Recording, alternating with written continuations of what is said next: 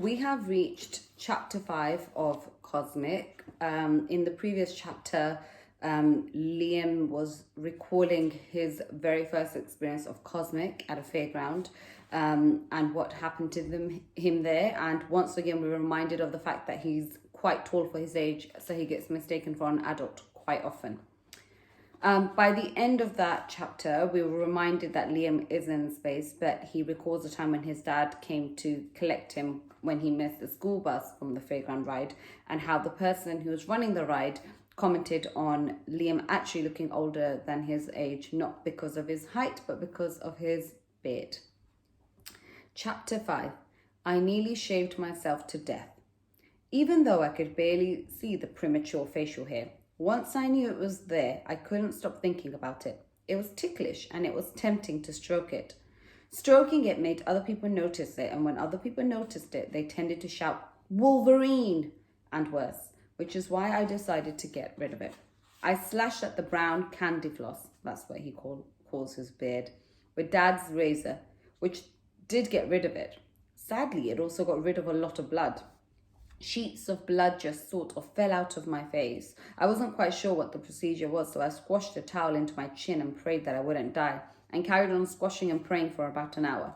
I was starting to think that maybe I was already dead when Mum called me for supper. When I went down, she said, "What happened to you? You look like you've boiled your face." Dad said, "He's been shaving." "What?" said Mum. "He can't shave. He's too young to shave." "He's much too young to shave." "Well, he's definitely too young to have a beard," said Dad, and he showed me how to shave in less life-threatening manner. "The only thing is," he said, "now you've started, you'll have to carry on. The hairs will get harder and harder the more you shave them.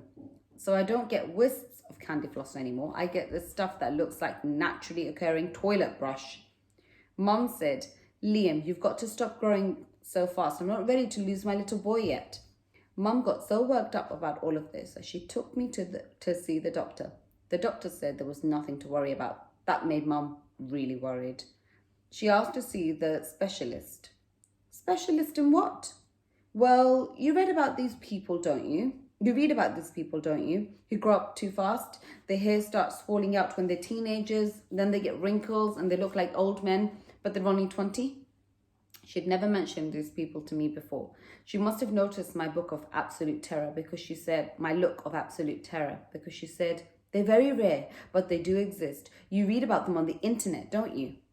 I was relieved when the doctor said, "No, I don't think I've read about them, to be honest. I could send you to see a bone specialist at the children's hospital." At the hospital, they gave me scans, blood tests, and an "I've been brave" sticker. They took me to see a specialist, then a special specialist. They both said that I was normal, completely normal, extra normal, abnormally normal, but tall. "He's just a little boy," said Mum. "He's growing up too quickly." "We all feel like that about our children, Mrs. Digby. The important thing to remember is to remember that he is still a child, even though he looks like a grown-up. Just because he can't shop in the children's clothes section anymore, that doesn't mean his childhood is over. Boys grow at different speeds, particularly at this point in their lives. You might go back after the summer, Liam, and find that everyone's had a bit of a spurt and you're not even the tallest in the class." "Do you know, that makes sense," said Mum. "His dad was tall at primary and now look at him. He's well below average height." "In fact," said Dad, "I'm slightly above average." "In fact, you're not." "Only very slightly, but very, very definitely I am above average." "We'll talk about this another day," said Mum, which is what she always says when she wants to shut you up. The special specialist was partly right about the growing spurts. Nearly everyone had one over the summer, including me. When Mum wanted to mark my height on the "See How I Grow" chart in the kitchen, she had to get a chair to reach the top of my head. "Oh," she said, "you had a spurt." And Dad said, 7 inches is not a spurt. 7 inches is a mutation. So Dad's saying it's much worse than spurt. On my very first day at Waterloo High, I was the tallest person on the lower school site. The new uniform Mum had brought at the beginning of the summer didn't fit anymore, and they had to send off for an extra large lower school blazer. I got a special dispensation to wear my own clothes for the first half term because the uniform size is not correct for Liam. When we went to get my travel pass for the bus to school, the woman in the office wouldn't believe I was school age, so we had to go home and get my birth certificate. And then the next morning, when I showed it to the bus driver, she wouldn't believe it was mine.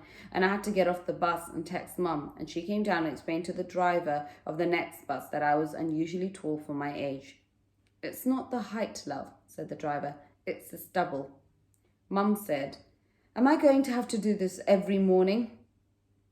"Only till we all get used to him." In the end, Mum sent off for a passport for me. I kept it in my pocket in case I got questioned again. Dad said, "That will keep you out of trouble." How wrong can a person be, by the way? So we know that there's going to be trouble ahead. That's the end of chapter 5, part 1. And then we're going to read on further to find out about Liam's experience of Waterloo High, his school.